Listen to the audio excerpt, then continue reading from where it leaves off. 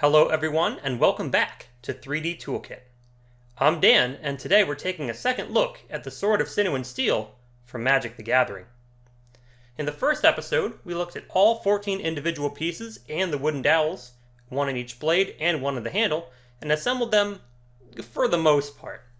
When we last left you, we still had a few pieces to put together, and we also, as you can see, blades no longer white, did some priming between now and then too.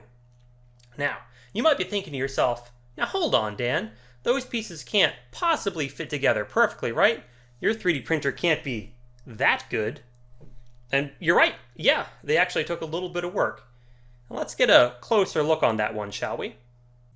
Now, if we look on the Sinew side, which is closer to me, we can see these white lines going horizontally across the blade. When I was originally putting the pieces together in part 1, I didn't want too much epoxy spewing out of the sides, and so I didn't actually put that much on. That left a small gap along these lines here that I then, and this actually sounded pretty crazy to me at the first time too, ended up filling up with a mixture of super glue and baby powder. I actually went a little bit over where I expected this to actually need to be, and then I took a tear-shaped Dremel bit and chose to sand them down into the grooves to kind of match the pattern that you see here. So before we get into actually painting this model, I want to talk a little bit about the process. The base coat for almost everything is going to be a metallic gray, and inside the actual grooves right here and along here for the details, to really make it pop, we're going to have a metallic black. So that should be very nice. Then, along the Sinew side, we can see in the picture here that it has a bit of a red hot vibe going all the way up to a white hot at the top. So, initial plan is going to be starting off the tip with white. Then we're going to have a little bit of yellow here, continue the yellow down, orange into red. And then lastly, for the little bands along here, and also for the handle of the hilt, we are going to be doing a brown. Let's get into it. Hope you enjoy.